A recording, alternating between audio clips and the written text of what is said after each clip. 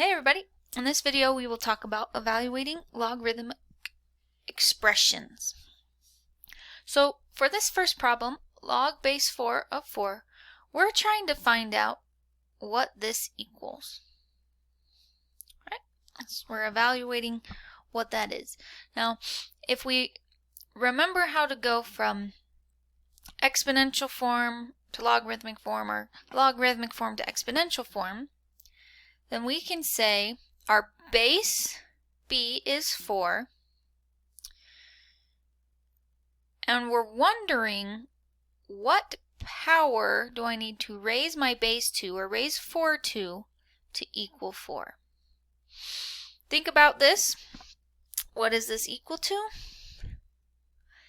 Well, the question mark has to equal 1.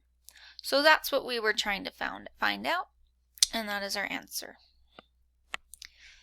Okay, let's do the next one. What does log base 11 of 121 equal?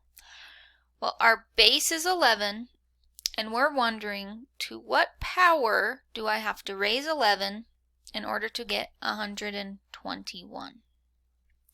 I can rewrite 121 with a base 11. So base 11 squared is 121.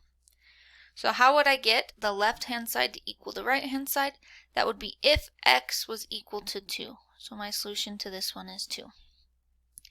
For the next one, my base is e, and I'm wondering e raised to what power is going to be 1 over e squared.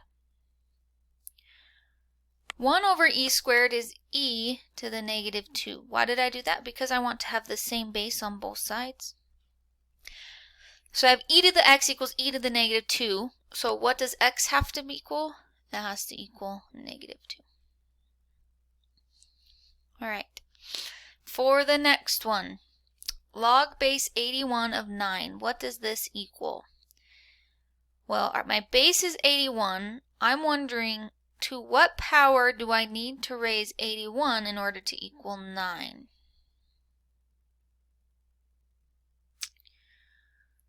(81) to the what power equals 9? Well, 81 equals 9 squared, right? So if I take the square root of 81, I will equal 9. But the square root we can rewrite as an exponent of 1/2. So what do I need to raise 81 to in order to equal 9? 1/2. And that is log base 81 of 9.